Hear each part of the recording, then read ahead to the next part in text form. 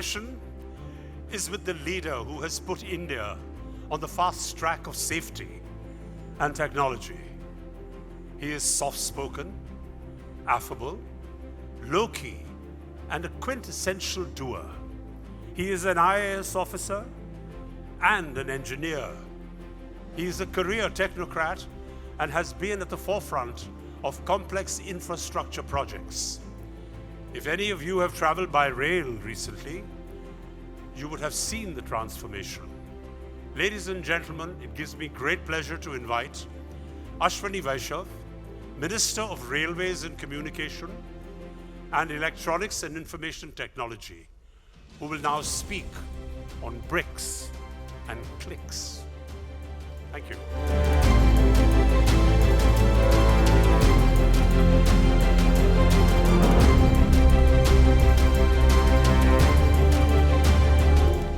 Thank you very much. I thought I'll tell you the India story in a slightly different way. Instead of giving a speech, why can't we have a more audio-visual experience out here? Good with that? Okay to roll? Let's roll. 29:52. Okay, that's good. Friends, India is today, because of Prime Minister's policies, the choices that he made, India has today emerged as a bright spot in a globally, in a global situation which is today considered to be a very difficult situation. Many countries are going through lots of difficulties. Despite all those dark clouds, India has emerged as a very important bright spot in the world. Why that has happened, what is the role of bricks, what is the role of clicks, is what I'm going to talk about.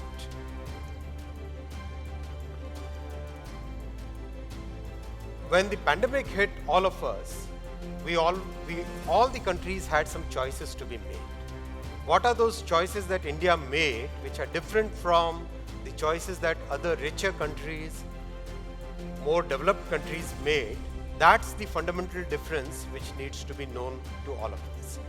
Most of the countries followed a policy of consumption.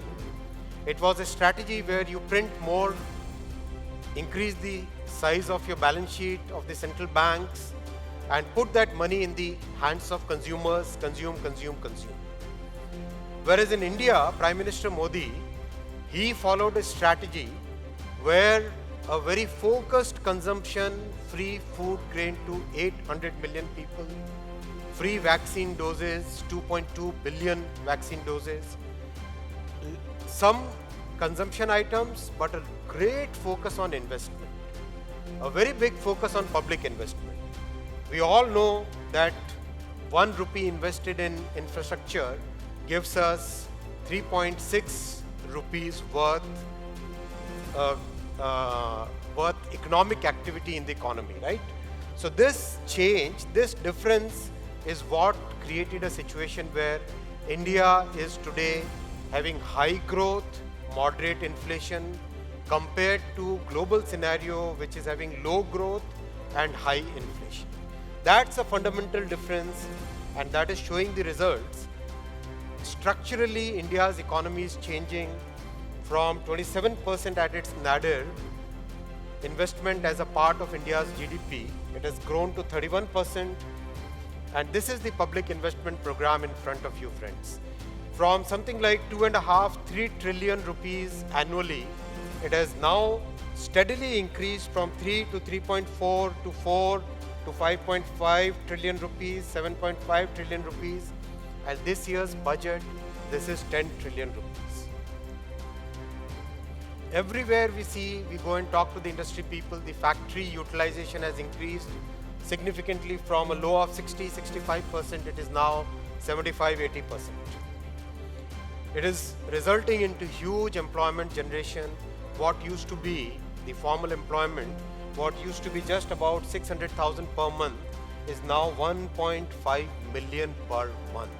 That's huge in a country where employment is a very important factor. These are hard numbers, can be checked by anybody, can be verified by anybody.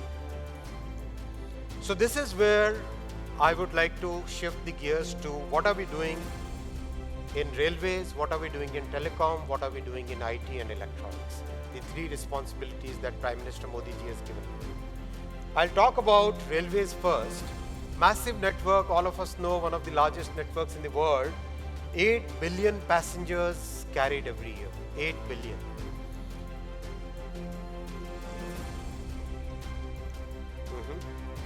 Clicker. 22,000 plus trains every day. 22,000 plus trains every day. 7,300 stations. Now, how do you transform a network of this complexity, of this magnitude? We have 1.2 million employees. Imagine my plight when I have to do the annual performance appraisal. How do we transform a network of this size? Where should I point the clicker? Yeah. So the first focus that Prime Minister Modi ji put was change the passenger experience. What is passenger experience? Passenger experience comes from the stations, comes from the trains, comes from safety, comes from the way ticketing is done, all those things. We started with the station work. Today, we have 3 or 4 stations which gave us the experience of how to develop stations. This is Rani Kamlapati station in Bhopal, one of the most complex stations initially. Huge roof plaza was created. This is the huge roof plaza. I'll show the next picture. Look at this. This is inside a station. Huge roof plaza where people can very comfortably stay, can wait, have lots of other activities to be done. This is Gandhinagar capital. You see this entire hotel property which you see, Leela, this is built on top of the tracks. So in an urban space, congested space, how do you create new urban space, right? Using this experience, Prime Minister Modi ji said, now time to scale it up. We got 3-4 stations done. Now we know what are the challenges. Now we know what are the design issues to be faced. So now scale it up. So we started on a journey for about 200 stations to begin with, then ramped it up to about 1,200 stations.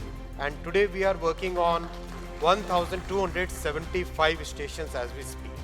So each of the stations, Prime Minister gave us a very clear task, and is a tough taskmaster, we all know.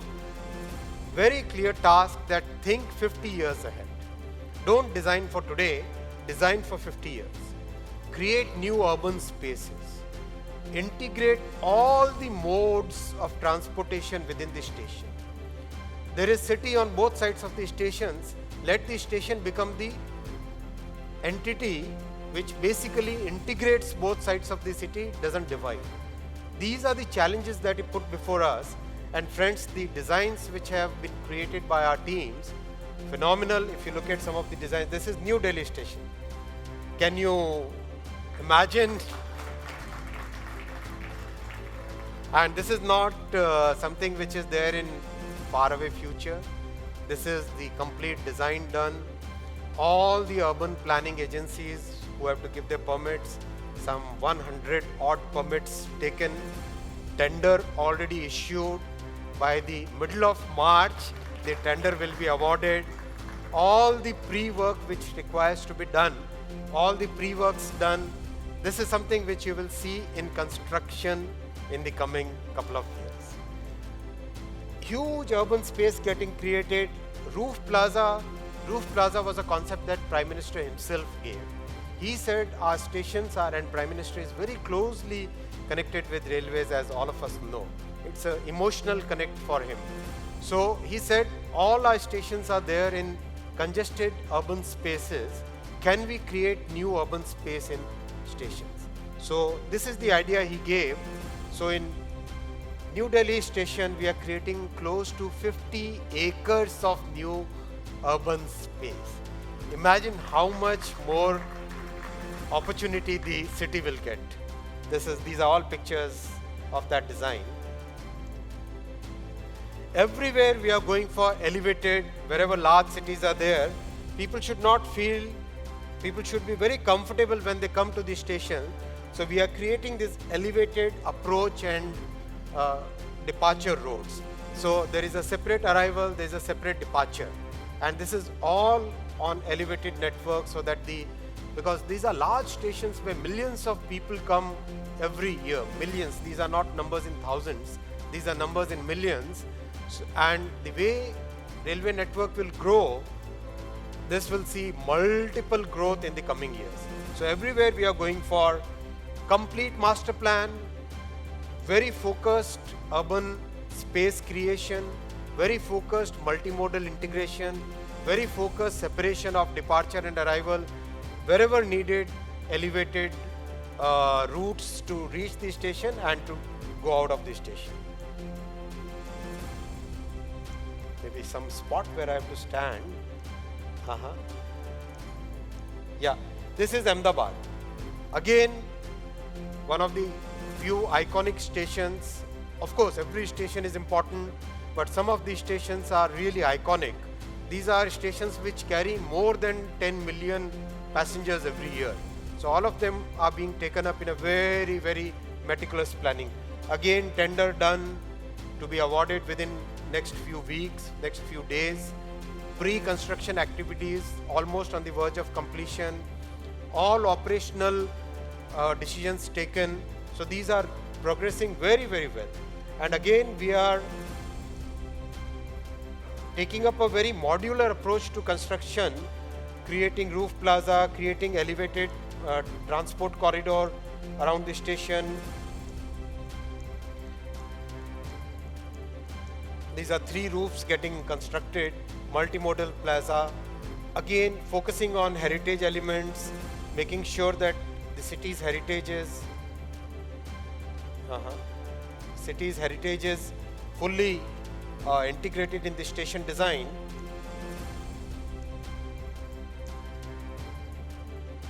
Creating huge roof plaza in Ahmedabad. 15 acres of new urban space is getting created. This is Mumbai, Chhatrapati Shivaji Maharaj Terminal, one of the heritage terminals of India, what was called VT, now Chhatrapati Shivaji Maharaj Terminal. Phenomenal care we have taken in preserving each and every heritage element. The pillars are of cast iron, which are again a piece of beauty, and each and every pillar, how do we conserve, how do we make sure that the pillar goes on for next 100 years. Each and every element of heritage has been, and this will be comparable to King's Cross station in London by every style. You should feel proud of the work that has been done. All permissions taken, tender done, work to be started in the coming days. And again, Prime Minister gave us, like, whatever we do, we work till here, and he'll say, no, achieve this. We do this, then he'll say, like, do this. It's like very, very demanding boss. He said that not a single train should be cancelled. How do you reconstruct a station without cancelling trains? It was a very tough task, but friends, meticulously going deep into details. Today we are at a situation where there will be absolutely minimal disruption of traffic at all these stations, and still we will be reconstructing them fully to a new standard. Chennai, Alambur, I'll just quickly flip through all the Kanpur, again very congested area, but creating a modern new building there. I went to IIT Kanpur, so I feel very proud about this. Jaipur, again a very big heritage. So how do we use that heritage to create a station design which is like part of the city and still a modern building? Gwalior, again a big heritage.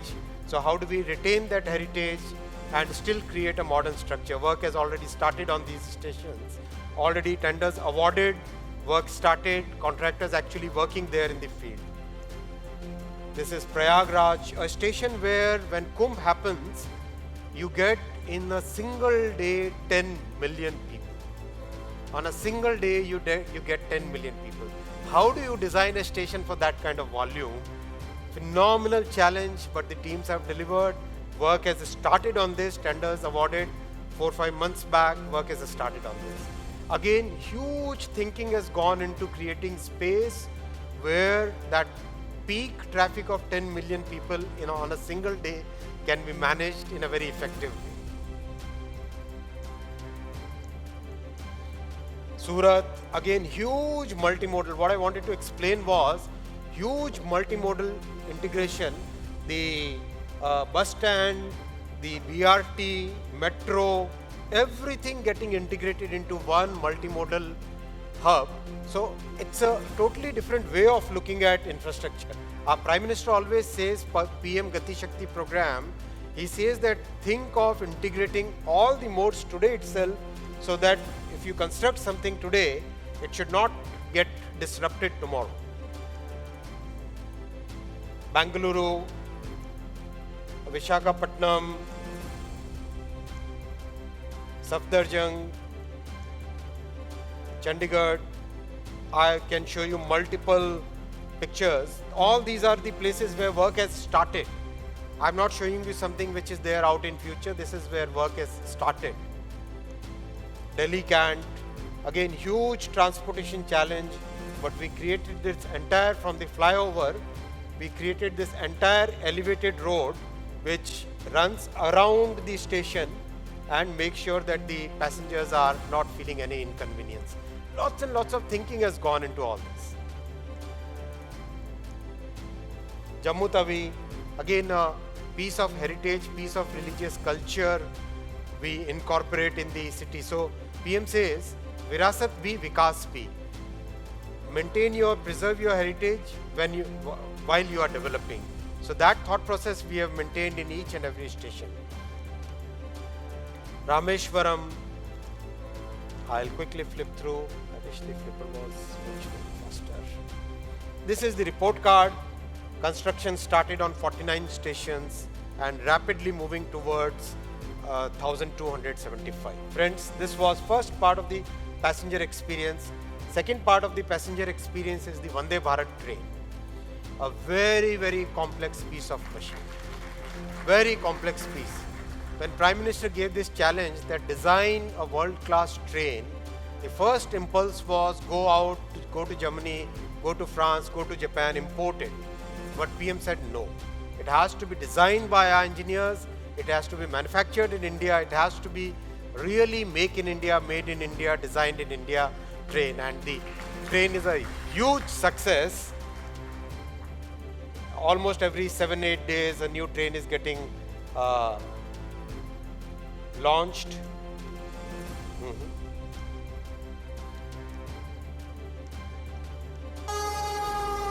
A small video where I would like you to.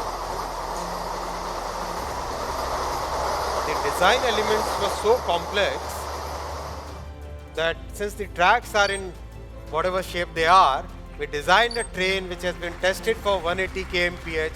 Look at this glass of water.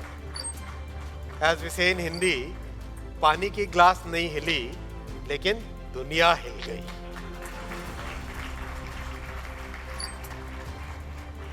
Look at the glass of water, right? This is not stuck there. It's lying just like, right? This is where the entire design elements came in. Like in a truck, you have a chassis below the truck. In train, below the coach, there is a very complex piece of machine called bogie, in which the wheels sit, the gears sit, the traction, the bull gear. This is the bull gear out here. That bull gear would be sitting here. The motor will sit on this. We designed it to a precision, which is actually today, I feel very proud to say that when Prime Minister gave the challenge, it has to be lower in cost, better in quality, then only you will be able to export it. So we created a system which is lower in cost, better in quality compared to global standards. So this is where the big engineering thing lies, right? Again, passenger experience comes for stations, trains, safety. So the safety system that world uses is practically a European system called ETCS. Very complex system. We decided to design and develop our own system out here, which has to be simple, which can be replicated, taken to the world. System called Kavach it automatically stops. It's like if you compare with the current European system, which is ETCS L2, level 2, this is better than level 2 and comparable to level 3. Level 3, very few countries are there, but we are rapidly moving in this direction. This is a test in which I personally sat in one train, other train there was chairman of railway board, same track, two trains coming at high speed, and the Kavach stops the system exactly at 400 meters automatically. Both locos successfully brake and automatically stop at almost Both the trains 400 automatically meters. stop at exactly 400 meters. I took that risk. Being an engineer, I feel very comfortable and confident of our engineering talent in the country. I'll come to the bullet train, friends. Very complex design, very complex piece of engineering, very complex project, but the progress is phenomenal. Progress is phenomenal. By now, we have completed 149 kilometers of pillars. Recently, Japanese, very senior people came from the Japanese Prime Minister's office, and they were surprised at the pace and quality of the work and some of the innovations that we have done in this construction project. This full span casting yard, the Japanese actually said that they would like to replicate this kind of thing in their construction technologies. Huge machines, most of these machines, first machine we learned from outside, but then all the machines we built, designed in the country. Large construction, large, very, very large, totally new way of working. Again, Prime Minister said that don't look at this project as a construction project. Think of this project as a project which changes the way of working in the country. That's the way, that's the target he set before us.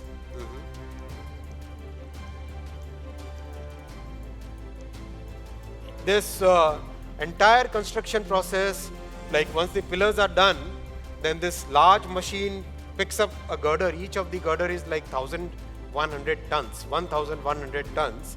Picks it up, puts it on this transporter. This is the transporter, 216 wheels it has. Then this transporter goes ahead, it will go up to here.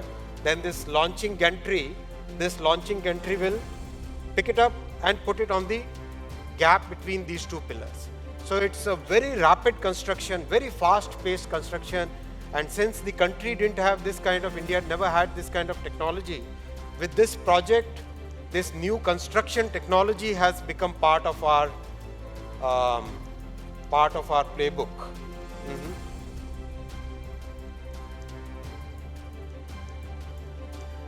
Stations, bridges on the rivers, everything is going on at a very, very torrid pace.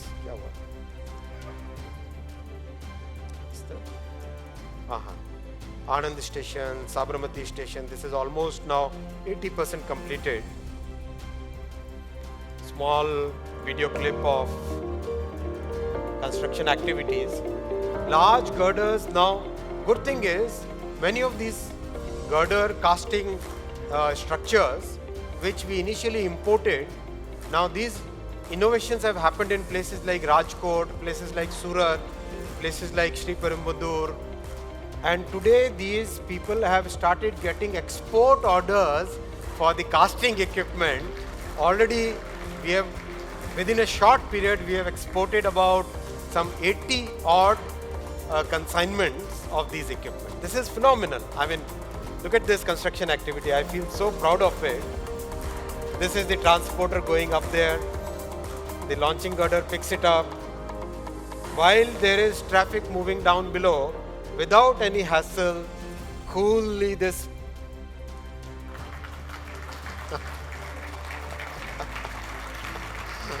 it's fun.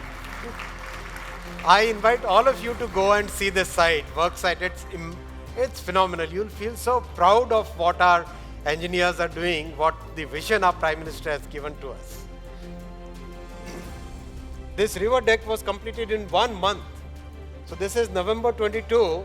This picture is from November 22, friends. This is December 22, and this is January 22. It's a pace that needs to, actually you need to go there and see, to feel it, feel the energy and feel the urge to excel among the engineers. That feeling you'll get only if you go and see it there. No picture can replace that energy that you'll go and see, feel there. I'll come to the digital world. I said bricks and clicks. So investment in railway is a transformative thing that is creating so much more traction for the economy. Similarly, investment in the digital economy. We all know UPI transactions are today close to 1.5 trillion US dollars. Our digital platform for CoWIN helped us give 2.1 billion doses within a very short period of time. We all know these data. Our education thing, the India stack which has got created over the last 6 years, it was launched in 2016. The India stack which has got created as today, we have a solution where you can create population scale solutions which are today tested on platforms like payment, platform like healthcare, platform like identity. Each of these individual items are powerful in themselves, but together, combined together, they can help solve any major problem in the world. So this is the power of the India stack, and today the whole world wants to try out some of the pieces of it, and our Prime Minister has given us the authorization that give it as our contribution to the world. Our civilizational ethos is reflected in the G20 logo, one earth, one family, one future. So when we are one family, why should we be holding back on the technologies developed by us? Shouldn't it be shared with everybody? That's the ethos with which we are working. Multiple things. This is where the next action is. Logistics, commerce, and credit is going to be a major focus in 2023, where digital credit, can we make it available for 10 rupees to 1000 rupees to a person there on the streets of Kanpur, to the person on the streets of Madurai? Can we do that as seamlessly as a big industrialist would be getting the credit from a large bank? Can we get that same facility for the poorest of the poor? That's going to be the big focus in 2023. 5G, again a matter of great pride. Prime Minister launched it on 1st of October 2022. Within first 100 days, we have covered more than 200 cities. And recently at Davos, the industry leaders actually gave statements, and they were published in Wall Street Journal and all, that this is the fastest deployment happening anywhere in the world. But what gives bigger happiness? What gives bigger happiness is not just the pace of deployment. It is the development of India's own 4G and 5G technology stack. The stack is now ready. It was initially tested for 1 million simultaneous calls. Then it was tested for 5 million simultaneous calls. And now it has been tested for 10 million simultaneous calls. Phenomenal success. Today, there are at least 9 or 10 countries which want to try it out, and it will be rolled out, and very happy to share with all of you Prime Minister's vision of making India as a telecom technology exporter. Today, there are 2 Indian companies who are exporting to the world, telecom gear. Coming 3 years, we'll see India as a major telecom technology exporter in the world. This is the journey, friends. Time is clicking, the clicker must work fast. Semicon, very happy to share with you. When Prime Minister approved the Semicon India program on the 1st of January 2022, we knew it's going to be a long, difficult, arduous journey. We knew that we'll have to persevere. We knew that nothing can happen in 1 quarter or 1 year. So we promised to all of you that within next 14 to 16 months, we will work hard, we'll interact with everybody, we'll learn from world's experience and come out with a program which is credible, which will take the country on a good semiconductor journey for next 10 years. We came as government, we promised to you, and this 14 to 16 month period begins 1st of March this year. So stay tuned, you will see some good news in the coming weeks.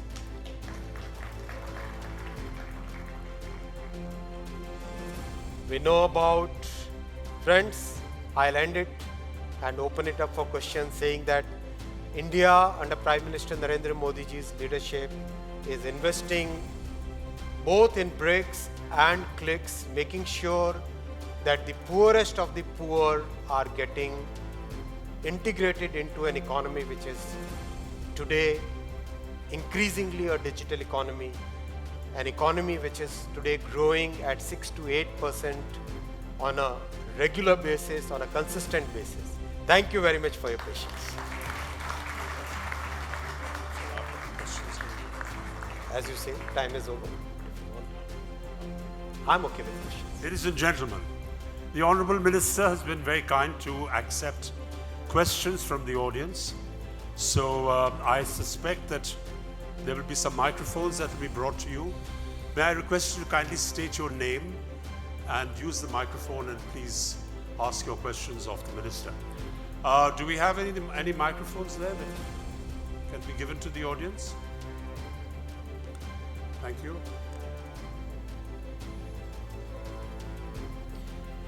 While you think about questions, I also wanted to thank Economic Times. All these last 10-15 years, this is one event, GBS is one event which I never missed. And I was always there in the audience. So thank you, ET, for inviting me to be here as a speaker. It's a pleasure to have you here. I'm feeling privileged to be in front of you. Thank you so much, Bodhi Dada, everybody. It's an absolute pleasure to have you here, sir. Good afternoon, sir. My name is Karan Singh Sodhi. Thank you for the brilliant presentation. Very proud to, and feel very proud as an Indian. So I had one question. Around 2020, there were talks about private freight rail corridor to boost logistics. Some thoughts on that, or some pointers on that? I would like to share the global experience on railways. Globally, railways has been seen as an industry which is having a very large social obligation. It's seen as an industry which is a combination of commercial, but a very large part of it is social obligation, except let's say North America or South America or Australia, where it is purely a commercial entity. But in a country where we have 1.35 billion people, 8 billion people moving every year on railways, we thought that it is prudent to learn from experience of others and keep it within the government setup. So there is no program for railway privatization. Raise your hand, please. I think there's a gentleman there in the left-hand corner that would. There you are. Thank you very much. Yeah, it was a wonderful presentation, and as if we are not in India, we are abroad somewhere in some of the cities. Yeah. Now, my question, I extend the question Mr. Sodhi asked. 20 years back, I was involved in the food grain freight corridor from north to south, because the wheat to be carried from north to the south, and from south the rice, etc., to be brought it to the northern region. Because another thing is that the wheat, all the cereals are getting rotten in various godowns. So there was a proposal that a dedicated corridor freight will be there for the food grains, connecting north and south and east and west. May I have your views So I'll on that? explain this entire thing. In transport economics, what is important is that you don't divide the assets between different applications. If the assets are used multiple applications, for multiple applications, then that is more optimal compared to dividing the assets between applications. So today the thought process has got very refined, and we are adding close to 4,500 kilometers of network every year, which amounts to like 12 kilometers per day, 12 kilometers of new tracks per day. So we have to increase the capacity to such a large extent that there is enough capacity for food grains, enough for coal, enough for small parcels, for every kind of cargo. And I also want to share very happily share with you, in the last 50-60 years, railway has been consistently losing the market share. The lowest point was 27%. Very happy to share with you. Last year, from 27%, railways increased to 28%. This year, we are doing close to 29 or 29.5%. And coming 2 to 3 years, railways will go towards 35% market share. So that's the thought process we have to. Now, here I will add. One question, one person. We have a gentleman on here on the right who would like to ask a question. Good afternoon, Minister. First of all, may I congratulate you. I could really see the excitement of you as an engineer sharing all the engineering marvels that India is going through. My question will be light, and they're not meant to solicit any government information. I read in the FT recently about flying experience, and they said that there'll be a future when no one would want to fly. And I'm just looking at the kind of stuff that you're doing on the railways, and I'm wondering what Jyotiraj is telling you in the cabinet meetings as an aviation minister. So I'd like you to hear some thoughts about that. If you again go back to transport economics, for a population of 1.35 or 1.4 billion, today railway carries about 8 billion people. Aviation carries about point or maybe couple of less than a million, 0.3 million, 0.3 billion, 0.3 versus 8. That's the gap, right?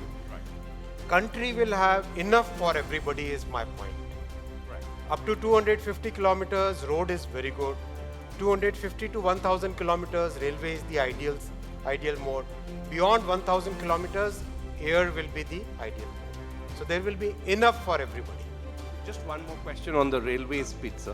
One question, one person. Well, I just have one per person. Thank you. There's a gentleman at the far left there, left. Sir, good morning.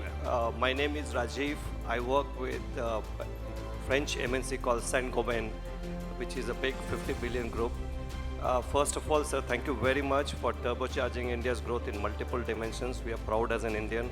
And second, you'll be happy to know that the entire world of Saint-Gobain comprising of such a large group is served from India for entire world's IT needs.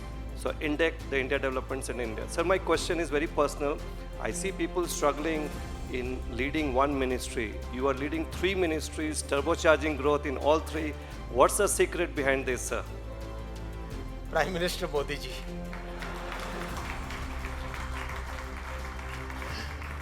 Next question. Gentleman here, the next question. Sir, my name is Krishna Kumar. I worked in steel industry, and right now I am in mining industry. We know it's the first thing, it's an excellent presentation by you. Even professional people, like McKinsey, we come across so many people, but I have to be honest, I have never seen such a presentation, it actually peps up everybody here. Thank you so much for that. But it's a brick and mortar question. Even now, the mining industry is facing shortage of reaction You're wagons. absolutely right. Steel industry is facing so much of shortage of reaction wagons. I want to add to this What point. is- What you are saying is absolutely right. We should have invested in this kind of capacity creation 30 years back. Unfortunately, focus on railways got only in 2014. So I really want to share these numbers, please. Very important point is, thank you for raising this point. Focus on railway investment came in 2014 only. Before that, the investment in railways was a paltry 35,000, sometimes 30,000, sometimes 20,000 crore a year. A network of this size, an economy which needs to grow at a rapid pace, that kind of investment cannot do. When Modi ji came to Delhi, he took the reins of the country. First thing he did was to merge railway budget with general budget. Right? One of the first things he did was that. And that was with a clear thought process that we have to increase investment in railways railways cannot lie as an isolated entity which is starving for capital. So he merged it with the general budget. 2015, he increased the investment in railways to 40,000 crore. Immediately doubled it. Then railways ecosystem started feeling the pressure. Can we deliver to this kind of growth? Then he increased it to 80,000 crore. Then he increased it to 1,10,000 crore. Then Modi ji increased the investment in railways to 1,59,000 crore. And as industry, the vendors, the contractors, everybody, the entire ecosystem of railway family started gearing up for a period of growth. This year, Prime Minister has given investment of 2,41,000 crore. We have to now deliver to this higher challenge. So once we start investing in capacity, and as you are aware, last year railways successfully placed an order for 85,000 wagons. This is the highest, largest order anywhere in the world. 85,000 wagons. Largest order anywhere in the world. So we have to keep working like this. It's like sprinting in a marathon for at least next 10 years. Then only many of the problems that you're saying, I'm fully aware of it. We have to sprint like this in a marathon. Then only we will be able to meet everybody's aspirations. Ashwini ji, are you willing to take one last question? As many as you say. Okay. So we have a last question. The gentleman there in the wonderful beige suit. Can you have a microphone, please? A microphone, please, for the gentleman. Excuse me. वो microphone आने दीजिए आपके पास, ताकि सब सुन लें. I'm Kishore Khabia Jain from Mumbai. I have a small question. Before starting metro in any city of India, we are doing some study because I've just metro is required in that city or not, that any mechanism or study. Detailed planning is being done. Very serious DPRs are being prepared by world's best firms for every project. Be assured. Ladies and gentlemen, thank you very much. We are very, very pressed for time. A big hand to the Honorable Minister. And thank you all.